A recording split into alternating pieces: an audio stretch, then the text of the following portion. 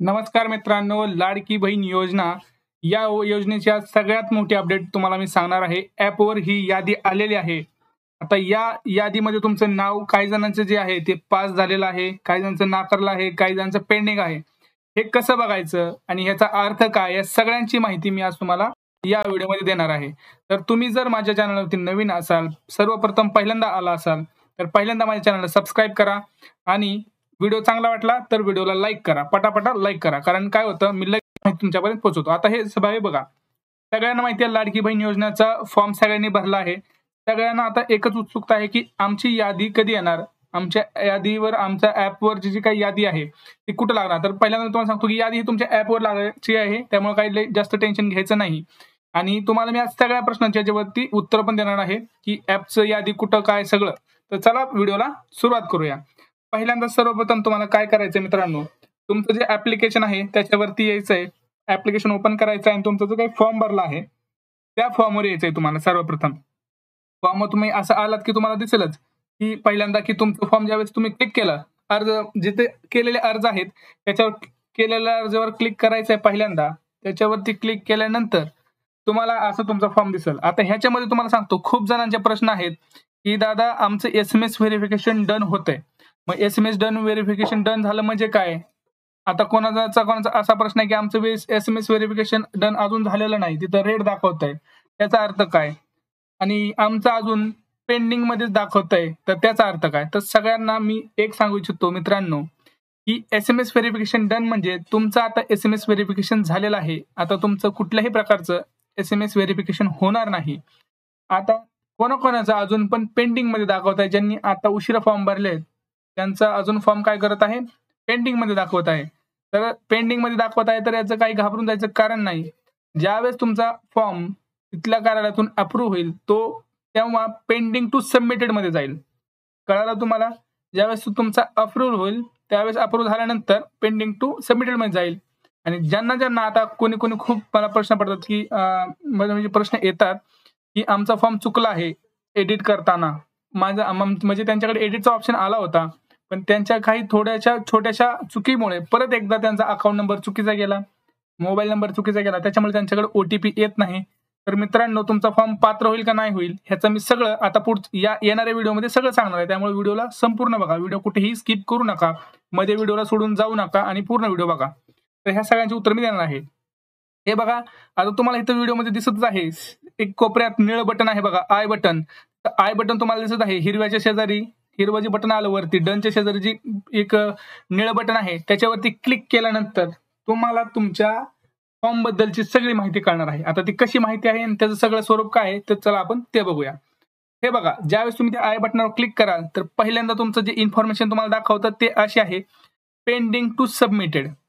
Pending to submitted ज्यांचं आता नीट ऐका, मी सगळ्यांना सांगणार आहे की आता त्याचा अर्थ काय बाबा, प्रत्येक स्टेटमेंटचा अर्थ आहे. तर SMS व्हेरिफिकेशन डन याचा अर्थ आहे. परत खाली आपण आलो तर खाली एक पेंडिंग टू सबमिटेड दाखवत आहे, त्याचा अर्थ आहे. तर ह्या सगळ्यांचा अर्थ मी आता तुम्हाला नीट सांगणार आहे, तर नीट लक्ष देऊन ऐका. आणि जर काही नाही कळलं तर परत एकदा कमेंट सेक्शन करा, कारण हा चॅनल तुमचाच आहे, तुमच्यासाठीच बनवला गेलेला आहे. त्यामुळे कुठलीही शंका न बाळगता सरळ कमेंट करायची, काही टेन्शन घ्यायचं कारण नाही. आता हे बघा, SMS व्हेरिफिकेशन डनचं सांगितलं तुम्हाला की SMS व्हेरिफिकेशन होत आहे. आता तुम्हाला अर्थ मी समजून सांगतो पेंडिंग टू सबमिटेडचा काय. इंग्लिशमध्ये सांगतो, पहिल्यांदा ज्यांना इंग्लिश कळतं त्यांनी इंग्लिशमध्ये ऐका. The survey has been filled out but not eight submitted for review. It is steel in a pending state awaiting for final submission. आता सगळ्यात सोपं सांगतो, तुम्ही फॉर्म भरलेला आहे परंतु अजून तो सबमिट केला गेलेला नाही. जो काही अंतिम सबमिशन असतं त्याच्या आधीची जी स्थिती आहे तो फक्त पहिली जी स्टेप आहे त्याची, म्हणजे तुम्ही फॉर्म भरला, तुमचं काम झालं आणि तिची जी पहिली स्टेप आहे ती सबमिट झाली आत्ताची, म्हणजे पहिल्या पायरीवर आहे तो आता. तो अजून काही अंतिम सबमिशनसाठी गेलेला नाही. अंतिम सबमिशन कधी होईल, सक्सेसफुली सबमिटेड किंवा पुढे एक असं आहे ते झाल्यानंतर तुमचं अंतिम सबमिशन होईल. परंतु आता तुमचं काम संपलेलं आहे. इथं तुमचं जे काही तुम्ही एडिट वगैरे केलं होतं त्या तुमचा जो फॉर्म भरला होता तो फॉर्म आता पेंडिंग मधून तो सबमिटेड मध्ये गेलेला आहे, परंतु तो फायनल स्टेज पर्यंत अजून गेलेला नाही. तो एक स्टेज पार करून गेलेला आहे दुसऱ्या स्टेजवर, ती दुसरी स्टेज त्याला पार करायची आहे. पुढचं आहे अप्रूव्ड. अप्रूव्ड म्हणजे काय, the survey has been reviewed and accepted, no further action is needed from submitter. Approve झाला म्हणजे, मंजूर झाला म्हणजे काय, तर तुमचं जे काही सर्वेक्षण होतं ते सर्वेक्षण झालेलं आहे, तुमचा जो फॉर्म आहे तो स्वीकारला आहे आणि आता तुम्हाला कुठलीही माहिती द्यायची गरज नाही किंवा तुम्हाला कुठलंही काम करायचं आता गरज नाही. आता डायरेक्ट फक्त तुम्हाला एक काम करायचं आहे. तुम्हाला आता फक्त तुमच्या बँकेत पैसे कधी येतील याची वाट बघायची. आता पैसे कधी येणार आहेत, कोणत्या बँकेत येणार, हे सगळं मी पुढच्या व्हिडिओमध्ये सांगच, पण या व्हिडिओमधलं हे सगळ्यात महत्त्वाचं आहे, लक्षात घ्या. आणि पुढे जे काही महत्त्वाच्या गोष्टी सांगणार आहे, पुढच्या ज्या गोष्टी महत्त्वाच्या आहेत त्याच्यावर पण नीट लक्ष देऊन ऐकायचं तुम्हाला. अप्रूव्ड म्हणजे काय, तर आता तुमचा फॉर्म एकदम अप्रूव्ह झालाय, तुम्हाला काही टेन्शन घ्यायची गरज नाही. आता फक्त तुम्हाला वाट बघायची पैसे कधी येणार आहेत, संपला विषय. इथं काहीच नाही करायचं, तुम्ही झाले, पात्र झाले, म्हणजे अप्रूव्ह झाले म्हणजे तुम्ही पात्र झाले. तर तुम्ही ह्याच्यावरती समजू शकता तुमचं यादीत नाव आहे की नाही. म्हणजे तुमचं ज्यावेळेस अप्रूव्ह आलं त्यावेळेस तुमची यादी लागली म्हणून समजायचं, हे लक्षात घ्यायचंय. आलं लक्षात. तर पुढचं बघा, पुढचं स्टेज आहे रिजेक्टेड किंवा नाकारलं गेलेलं आहे. आता रिजेक्टेड हे इंग्लिशमध्ये म्हणतात, मराठीत नाकारलं म्हणतात. आता ह्याचा अर्थ काय हे तुम्हाला सांगतो. The survey has been reviewed and not accepted. It cannot be resubmitted and no further action is needed. Rejected म्हणजे काय हे बघा, मी तुम्हाला सांगतो की तुमचा जो फॉर्म आहे, तुम्ही सबमिट केलेला जो फॉर्म आहे तो तुम्ही आता रिसबमिट नाही करू शकत. त्याला तिथं म्हणजे एडिटचं जो बटन आलं होतं तर रिसबमिटचं तुम्ही नाही करू शकत. तोच फॉर्म नाही करू शकत. कुठला, तोच जो तुम्ही एडिट केलता तोच फॉर्म तुम्ही सबमिट नाही करू शकत आणि त्याच्यावरती कुठलीही ऍक्शन तुम्ही घेऊ शकत नाही. तो बाद झाला. तो काय झाला, बाद झाला. आता तो तुम्ही त्या फॉर्मवर काही करू शकत नाही. मग तुम्ही म्हणाल आता दादा आमचं रिजेक्टेड आलंय, आता काय, घाबरून जायचं कारण नाही. कारण मी तुम्हाला कालच्या पण व्हिडिओमध्ये सांगितले, परवाच्या व्हिडिओमध्ये जाऊन बघितलं असेल, तर रिजेक्टेड झाल्यानंतर सुद्धा तुम्ही परत फॉर्म भरू शकता. ज्यावेळेस तुमचा फॉर्म रिजेक्ट होतो, रिजेक्ट झाल्यानंतर तुम्हाला कुठलंही काम करायचं नाहीये, सरळ परत एकदा फॉर्म भरायचा आहे. तर परत एकदा फॉर्म भरण्यासाठी तुम्हाला लिंक येईल किंवा त्या ऍप्लिकेशन मध्ये तुम्हाला दाखवेल की परत एकदा अप्लाय करा. त्यावेळेस तुम्हाला अप्लाय करायचं आहे, घाबरून जायचं कारण नाही.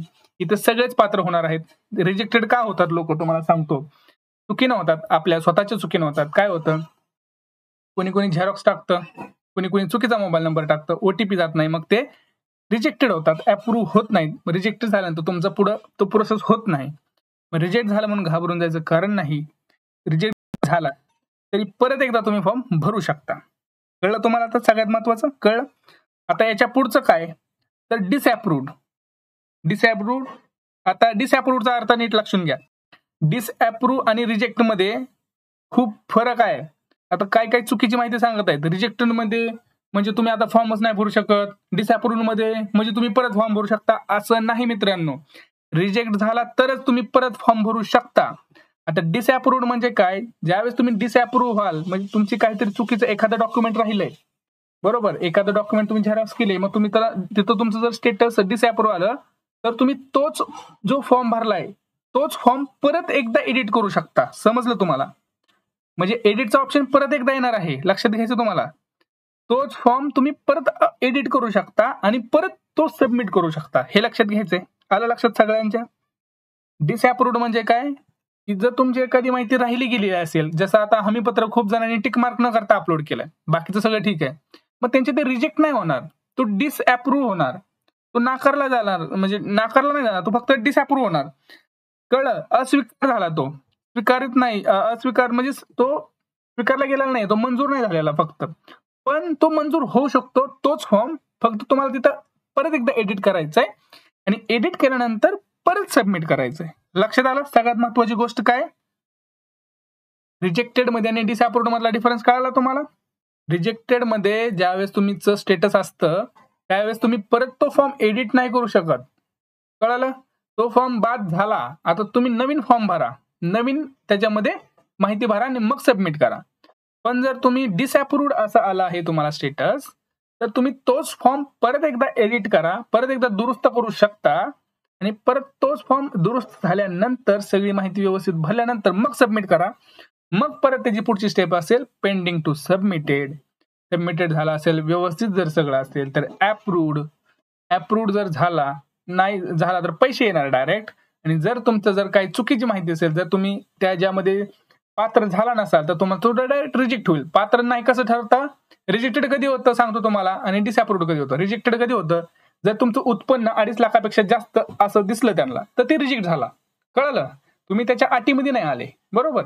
आता डिसअप्रूव्ड कधी होतं की तुमचं एखादं डॉक्युमेंट राहिलंय, म्हणजे की ते दिसत नाहीये किंवा तुमचं नाव चुकीचं गेलंय, बरोबर, पण तुम्ही अटीमध्ये आहात, म्हणजे तुमचं उत्पन्न कमी आहे, तुमच्याकडं काय तुमची जी वयोमर्यादा आहे ती व्यवस्थित आहे, जसं 21च्या वर आहात, बरोबर, रेशन कार्ड आहे पिवळं तुमच्याकडं, तर तुम्ही त्याला पात्र आहेत, पण तुमच्याकडून थोडीशी माहिती चुकीची भरली गेली म्हणून ते डिसअप्रूव्ड झालंय फक्त. हे लक्षात घ्यायचंय. समजलं तुम्हाला? ह्या सगळ्या गोष्टींचा एकदा तुम्हाला जर नसेल कळलं तर कमेंट सेक्शन मध्ये विचारा. पण मला आशा करतो की आता बऱ्याच जणांना हे कळलं असेल, बरोबर. याच्यामध्ये काही जास्त शंकेचं कारण नाही. परत एकदा तुम्हाला सांगतो, जर समजलं नसेल तर एक लक्षात घ्यायचंय, ज्यावेळेस तुम्हाला पेंडिंग टू सबमिटेड दाखवतंय त्यावेळेस तुमचा फॉर्म तुमच्याकडून झालेला आहे काम, आता तो फायनल सबमिशनच्या अगोदर आहे, म्हणजे एक स्टेप पार केली, दुसऱ्या स्टेप पर्यंत तो आहे. आता अप्रूव्ड म्हणजे काय, आता तुमचं काम सगळं झालंय, तुमचा सगळा फॉर्म पात्र ठरलाय, तुमचं यादीमध्ये नाव आलंय. आता नाव आलं, तुम्हाला फक्त आता पैसे यायचे राहिलेत. हे लक्षात आलं? आता पुढचं आहे रिजेक्टेड. रिजेक्टेड म्हणजे काय, तुम्ही त्याच्या अटीमध्ये बसले गेले नाहीत, तुम्ही बळच फॉर्म भरला, म्हणजे 2.5 लाखापेक्षा जास्त उत्पन्न आहे तरी पण भरला, मग तुम्ही बाद झाले किंवा काही चुकीचं घटना झाली किंवा काही चुकीचं झालं तर तुम्ही परत एकदा फॉर्म भरू शकता, बरोबर. का आता चुकून कोणाचं काय होतं की चुकून कोणाचं उत्पन्नाचा दाखला जास्त दाखवला होतो गडबडीत, तर मग ते परत फॉर्म भरू शकतात. आणि डिसअप्रूव्ह म्हणजे काय, त्याच फॉर्म मध्ये तुम्ही परत दुरुस्त करू शकता. समजलं? ह्या गोष्टी समजल्या? जर नसतील समजल्या तर परत कमेंट सेक्शन मध्ये तुम्ही ह्या गोष्टी सगळ्या ह्या विचारू शकता. कारण काय होतं, मी हा व्हिडिओ तुमच्यासाठीच बनवतो. जर तुम्ही प्रश्न विचारले तर ठीक आहे, आणि व्हिडिओ जर तुम्हाला आवडला असेल तर प्लीज मित्रांनो आत्ताच्या आत्ता लाईक करा, कमेंट करा, आणि हा व्हिडिओ आपल्या जवळच्या मित्रांना प्लीज शेअर करा. कारण काय होतं, याच्या मागे सगळ्यांचं हित आहे. कारण आपण जर एकामेकाला सहाय्य केलं, एकामेकाला आपण अपडेट करत राहिलो तर आपण सगळेच पुढे जाऊ, या धोरणाने मी व्हिडिओ बनवत आहे. तर व्हिडिओ चांगला वाटला तर प्लीज सबस्क्राईब करा माझ्या चॅनलला, आणि अशाच काही प्रश्न असतील तर तुम्ही विचारू शकता. जर काही प्रश्न नसतील तर भेटूया आपण पुढच्या व्हिडिओमध्ये. तोपर्यंत जय महाराष्ट्र.